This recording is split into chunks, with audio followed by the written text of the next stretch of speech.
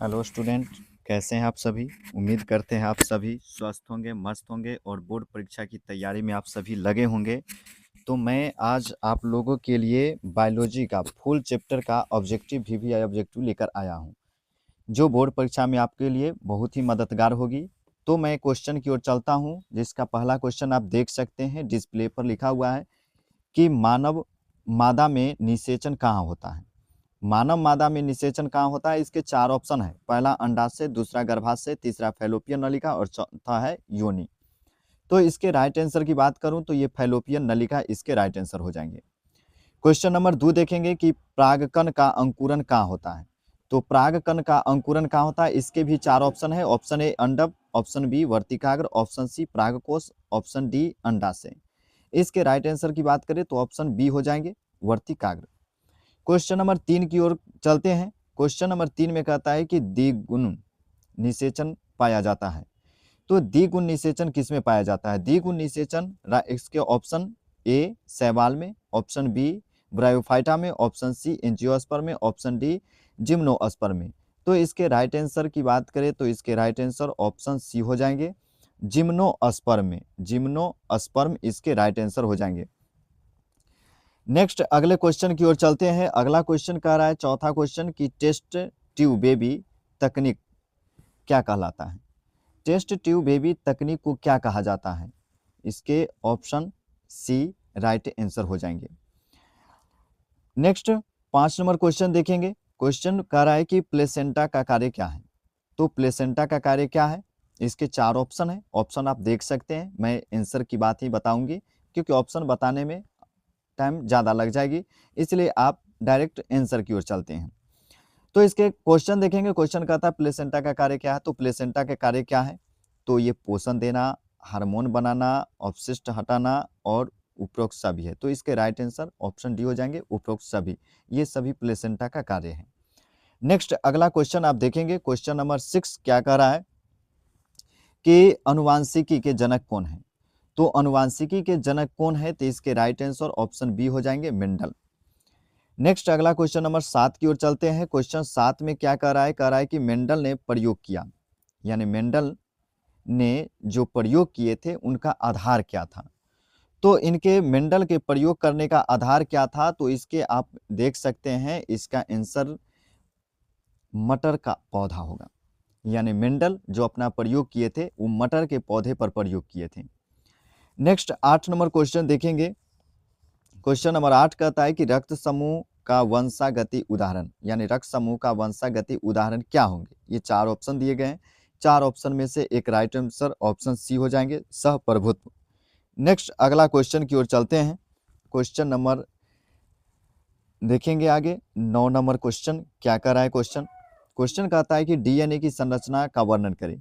तो डीएनए की संरचना क्या होगी, तो डीएनए की संरचना इसके राइट आंसर ऑप्शन ए हो जाएंगे।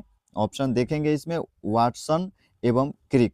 वाटसन और क्रिक ये डीएनए की संरचना का वर्णन किए थे। नेक्स्ट अगला क्वेश्चन की ओर चलते हैं। क्वेश्चन नंबर देखेंगे 10 नंबर क्वेश्चन क्या कह रहा है। क्वेश्चन कहता है कि लिंग सहलगन रोग, यानी ये चार ऑप्शन है, इन चारों ऑप्शनों में रोग का ही नाम है और इसमें लिंग सहलगन रोग कौन सा है ये आपको बताना है। तो मैं आंसर बता दूं, इसके ऑप्शन हो जाएंगे बी हीमोफीलिया। लिंग सहलगन रोग जो है, लिंग से संबंधित रोग जो इसमें बताए हैं, ऑप्शन नंबर बी हीमोफीलिया, ये लिंग से संबंधित रोग है। नेक्स्ट 11 नंबर क्वेश्चन देखेंगे कि एड्स रोग ये किसके द्वारा होता है, जीवाणु से, विषाणु से, कवक से या प्रोटोजोआ से। तो इसके राइट आंसर ऑप्शन बी हो जाएंगे, विषाणु द्वारा एड्स फैलता है। नेक्स्ट अगला क्वेश्चन, मलेरिया का वाहक, यानी मलेरिया किसका वाहक है। मलेरिया रोग जो होती है ये फैलाने वाले जीवों को इसमें बताना है, ये क्यूलेक्स है या एडीज है या एनिफिलीज है या घरेलू मक्खी है, किसके द्वारा मलेरिया फैलती है। तो इसके राइट आंसर की बात करूं तो ऑप्शन सी हो जाएगी, मादा एनाफिलीज मच्छर के काटने से जो है ये मलेरिया रोग होती है। नेक्स्ट अगला क्वेश्चन देखेंगे। क्वेश्चन 13 नंबर कहता है कि वैक्सीन का कार्य क्या है। तो वैक्सीन का क्या कार्य होता है, देखिए वैक्सीन के इसके चार ऑप्शन दिए गए हैं। मैं इसके राइट आंसर की बात करूं तो ऑप्शन बी होगा प्रतिरक्षा बढ़ाना। वैक्सीन का मुख्य कार्य है प्रतिरक्षा बढ़ाना, रोग प्रतिरोधक क्षमता को बढ़ाना। नेक्स्ट 14 नंबर क्वेश्चन देखेंगे, एंटीबॉडी को क्या कहते हैं। एंटीबॉडी को कहते हैं, एंटीबॉडी को क्या कहा जाता है? तो मैं इसके राइट आंसर की बात करूं तो ऑप्शन सी हो जाएंगे, इम्यूनोग्लोब्यूलिन। नेक्स्ट 15 नंबर क्वेश्चन कहता है पीसीआर का पूर्ण रूप क्या होगा? तो पीसीआर का पूर्ण रूप क्या हो जाएगा? ऑप्शन ए हो जाएगा, देख सकते हैं आप इसमें, पॉलीमरेज चेन रिएक्शन। नेक्स्ट अगला क्वेश्चन देखेंगे आप, अगला क्वेश्चन नंबर 16 नंबर क्वेश्चन क्या कहता है ये देखेंगे। तो कह रहा है कि रेजिस्ट्रक्शन एंजाइम का कार्य क्या है? तो रेजिस्ट्रक्शन एंजाइम का क्या कार्य होता है? इसके राइट आंसर की बात करूं तो ऑप्शन नंबर बी इसके राइट आंसर हो जाएंगे, डीएनए काटना। नेक्स्ट 16 नंबर क्वेश्चन देखेंगे, 17 नंबर क्वेश्चन, इंसुलिन का उत्पादन किया जाता है। इंसुलिन का उत्पादन कहाँ किया जाता है? आप देख सकते हैं इंसुलिन का उत्पादन जो किया जाता है ये किससे किया जा रहा है? ये है, इसके 4 ऑप्शन दिए गए हैं, 4 ऑप्शन में राइट आंसर ऑप्शन ई हो जाएगा, ई कोलाई से। इंसुलिन का उत्पादन ई कोलाई से किया जाता है। नेक्स्ट अगला क्वेश्चन देखेंगे, क्वेश्चन नंबर 18 कह रहा है कि वेक्टर का उदाहरण क्या है? वेक्टर का उदाहरण क्या है? तो इसके राइट आंसर हो जाएंगे प्लाजिडम। प्लाजिडम जो है ये आपके वेक्टर का उदाहरण है। नेक्स्ट अगला क्वेश्चन की ओर चलते हैं, अगला क्वेश्चन देखेंगे, क्वेश्चन नंबर 19 कहता है कि पारितंत्र का प्रथम पोषी स्तर क्या है? यानी पारितंत्र का प्रथम पोषी स्तर किसको कहा जाता है? तो इसके राइट आंसर हो जाएंगे ऑप्शन सी, उत्पादक। नेक्स्ट अगला क्वेश्चन, क्वेश्चन नंबर 20, ओजोन परत का मुख्य कार्य क्या है? ओजोन परत का मुख्य कार्य होता है यूवी किरण से रक्षा करना। नेक्स्ट अगला क्वेश्चन, ग्रीन हाउस गैस है, यानी ये 4 ऑप्शन दिए गए, चारों ऑप्शन में ग्रीन हाउस गैस कौन सी है ये आपको बताना है। तो मैं इसको बता दूं, राइट आंसर ऑप्शन सी हो जाएंगे आपको, कार्बन डाइऑक्साइड। नेक्स्ट अगला क्वेश्चन देखेंगे, क्वेश्चन नंबर 22 क्या कह रहा है कि जैव विविधता हॉट स्पॉट का उदाहरण है। जैव विविधता हॉट स्पॉट का उदाहरण क्या है ये आपको बताना है। मैं बता दूं, इसके राइट आंसर ऑप्शन बी हो जाएगा, पश्चिमी घाट। 23 नंबर क्वेश्चन देखेंगे, एंटीबायोटिक का उदाहरण क्या है? यानी एंटीबायोटिक का उदाहरण आपको बताना है। तो इसके राइट आंसर ऑप्शन ए हो जाएंगे, पेनिसिलिन एक एंटीबायोटिक है। 24 नंबर क्वेश्चन देखेंगे, किण्वन में प्रयोग होता है। किण्वन में किसका प्रयोग किया जाता है? जीवाणु का, विषाणु का, ईस्ट का या शैवाल का? तो इसके राइट आंसर ऑप्शन सी हो जाएंगे, ईस्ट। नेक्स्ट अगला क्वेश्चन देखेंगे, क्वेश्चन नंबर 25 क्या कह रहा है? 25 नंबर क्वेश्चन देखेंगे, कहता है विकासवाद का सिद्धांत दिया था। विकासवाद का सिद्धांत किसने दिया था ये आपको बताना है। मैं बता दूं, इसका राइट आंसर ऑप्शन बी हो जाएगा, डार्विन। 26 नंबर क्वेश्चन देखेंगे, समजात अंग दर्शाते हैं, यानी समजात अंग क्या दर्शाता है ये आपको बताना है। इसके 4 ऑप्शन, ऑप्शन ए समान कार्य, समान, ऑप्शन बी समान उत्पत्ति, ऑप्शन सी समान आकार, ऑप्शन डी समान अंग। तो मैं बता दूं, इसका राइट आंसर ऑप्शन बी हो जाएंगे, समान उत्पत्ति। समजात अंग में समान उत्पत्ति होते हैं लेकिन कार्य समान नहीं होते हैं। नेक्स्ट अगला क्वेश्चन देखेंगे, क्वेश्चन नंबर 27 आपको कह रहा है कि जैव उर्वरक का उदाहरण बताना है। जैव उर्वरक का उदाहरण क्या होता है? तो इसके ऑप्शन ए ही हो जाएगा, राइजोबियम। ये जैव उर्वरक का एक उदाहरण है। नेक्स्ट 28 नंबर क्वेश्चन की ओर चलेंगे। 28 नंबर क्वेश्चन देखेंगे, आपको क्या कह रहा है कि वर्मी कंपोस्टिंग में उपयोग होता है। वर्मी कंपोस्टिंग में किसका उपयोग किया जाता है? वर्मी कंपोस्ट खाद जो बनाई जाती है उसमें केचुआ का उपयोग होता है, या जीवाणु का, या विषाणु का, या शैवाल का? तो इसके राइट आंसर देखेंगे ऑप्शन ए हो जाएगा, वर्मी कंपोस्ट खाद जो बनाई जाती है उसमें एक प्रकार के केचुए का इस्तेमाल किया जाता है। 29 नंबर क्वेश्चन देखेंगे, कहता है कि जीवन की सबसे छोटी इकाई क्या होती है? जीवन की सबसे छोटी इकाई को क्या कही जाती है? तो इसके राइट आंसर ऑप्शन बी हो जाएंगे, कोशिका। जीवन की सबसे छोटी इकाई कोशिका होती है। 30 नंबर क्वेश्चन देखेंगे, मानव शरीर की सबसे बड़ी ग्रंथि का नाम क्या है? तो मानव शरीर की सबसे बड़ी ग्रंथि ऑप्शन नंबर बी हो जाएंगे, यकृत। नेक्स्ट अगला क्वेश्चन देखेंगे, क्वेश्चन नंबर 31 क्वेश्चन कह रहा है कि आनुवांशिक पदार्थ क्या है? यानी इस 4 ऑप्शन में आरएनए, प्रोटीन, डीएनए, एंजाइम, इनमें आनुवांशिक पदार्थ आपको बताना है। तो मैं बता दूं, इसके राइट आंसर ऑप्शन सी हो जाएंगे, डीएनए एक आनुवांशिक पदार्थ है। ये सभी वीवीआई क्वेश्चन है, इसे ध्यान पूर्वक आप सभी देखेंगे कि ये क्वेश्चन आप लोगों से परीक्षा में मिस ना हो जाए, आप लोग छोड़ कर ना आ जाए, इसलिए ये सभी क्वेश्चन आप लोगों के लिए मैं बहुत मेहनत से तैयार किया हूँ।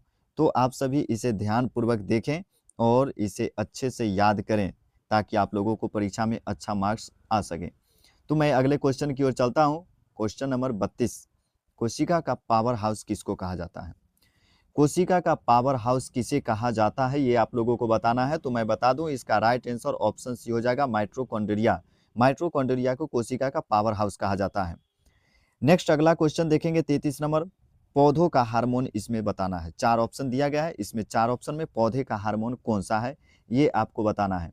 तो इसके 4 ऑप्शन है, जिसमें ऑप्शन सी आपके राइट आंसर हो जाएंगे, ऑक्सीजन। ये पौधे का पादप हार्मोन होते हैं। नेक्स्ट अगला क्वेश्चन की ओर चलेंगे, क्वेश्चन नंबर 34 देखेंगे। क्वेश्चन नंबर 34 में क्या कह रहा है? कह रहा है कि नर युग्मक कहलाता है। नर युग्मक किसको कहा जाता है? ये 4 ऑप्शन दिए गए, 4 ऑप्शन में ऑप्शन नंबर सी आपका सही हो जाएंगे, शुक्राणु। शुक्राणु को नर युग्मक कहा जाता है। नेक्स्ट अगला क्वेश्चन चलते हैं, 35 नंबर क्वेश्चन कहता है कि मादा युग्मक कहलाता है। नर युग्मक तो शुक्राणु को कहा जाता है, मादा युग्मक किसको कहा जाता है? तो अंडाणु को कहा जाता है। नेक्स्ट अगला क्वेश्चन देखेंगे, क्वेश्चन नंबर 36 कहता है कि प्रकाश संश्लेषण होता है। बताएंगे कि प्रकाश संश्लेषण में क्या होता है। तो इसके राइट आंसर ऑप्शन 4 दिए गए हैं, इसके राइट आंसर देखेंगे। तो राइट आंसर इसका मैं बता दूं आप लोगों को, तो देखेंगे ऑप्शन नंबर सी, क्लोरोप्लास्ट। ये प्रकाश संश्लेषण का मुख्य अवयव है। नेक्स्ट अगला क्वेश्चन की ओर चलते हैं, क्वेश्चन नंबर 37 में देखेंगे आप सभी, आरबीसी का मुख्य कार्य क्या होता है? आरबीसी का मुख्य कार्य क्या होता है? तो आप सभी इसके राइट आंसर बता सकते हैं। मैं बता दूं, इसके राइट आंसर है ऑक्सीजन का परिवहन करना। आरबीसी का यह मुख्य कार्य है। 38 नंबर क्वेश्चन देखेंगे। 38 नंबर क्वेश्चन में कह रहा है कि एंजाइम होते हैं। एंजाइम में क्या होते हैं? तो एंजाइम में प्रोटीन होते हैं। अगला क्वेश्चन 39 नंबर, उत्परिवर्तन का अर्थ क्या होता है? उत्परिवर्तन का अर्थ मैं आप लोगों को बता दूं, ऑप्शन बी होंगे, जीन परिवर्तन। उत्परिवर्तन का अर्थ जीन परिवर्तन होता है। नेक्स्ट अगला नंबर क्वेश्चन देखेंगे, क्वेश्चन नंबर 40 क्या कह रहा है ये देखेंगे। क्वेश्चन कहता है कि इकोलॉजी शब्द दिया था। इकोलॉजी शब्द किसने दिया था ये आपको बताना है। इसके 4 ऑप्शन है, जिसमें ऑप्शन नंबर सी आपके राइट आंसर हो जाएंगे, हैकेल। ये इकोलॉजी शब्द का इस्तेमाल सबसे पहले किए थे और उन्होंने ही इस शब्द को दिए थे। नेक्स्ट अगला क्वेश्चन नंबर देखेंगे 41 क्वेश्चन कहता है कि लाख प्राप्त होता है, यानी लाख किससे प्राप्त किया जाता है, किस जीव से लाख प्राप्त किए जाते हैं ये आपको बताना है। तो आपको बता दूं, इसका राइट आंसर ऑप्शन सी हो जाएगा, लाख एक प्रकार का कीट है, उसी से लाख तैयार किए जाते हैं। नेक्स्ट अगला क्वेश्चन देखेंगे, क्वेश्चन नंबर 42 कहता है कि रेशम प्राप्त होता है। रेशम किससे प्राप्त किया जाता है? तो ऑप्शन देखने से आपको पता चलेगा कि रेशम कीट से ही आपको रेशम प्राप्त किए जाते हैं। अगला नंबर क्वेश्चन 43 कहता है शहद प्राप्त होता है। शहद किससे प्राप्त किया जाता है? तो आप सभी जानते हैं कि शहद जो है मधुमक्खी से प्राप्त किया जाता है, जिसे एपिस भी कहा जाता है। नेक्स्ट अगला क्वेश्चन 44, वैक्सीन बनती है, यानी वैक्सीन जो बनती है, इसके 4 ऑप्शन दिए गए हैं, जिसमें ऑप्शन सी है प्लेटलेट। वैक्सीन जो बनती है ये प्लेटलेट से बनती है।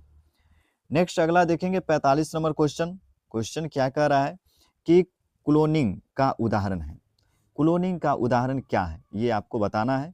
तो मैं बता दूं, इसका राइट आंसर ऑप्शन बी हो जाएगा, डॉली। 46 नंबर क्वेश्चन कहता है कि जीन थेरेपी का उपयोग, यानी जीन थेरेपी का उपयोग किस में किया जाता है, कौन से रोगों में ये जीन थेरेपी का उपयोग किया जाता है?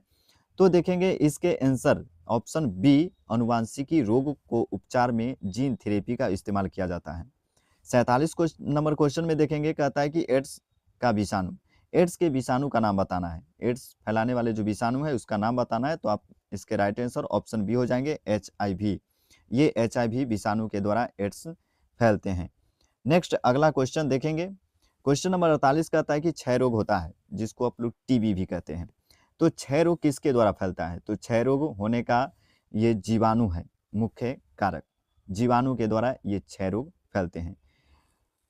नेक्स्ट अगला क्वेश्चन देखेंगे 49 में कहता है ब्लू व्हाइट स्किनिंग संबंधित है किससे?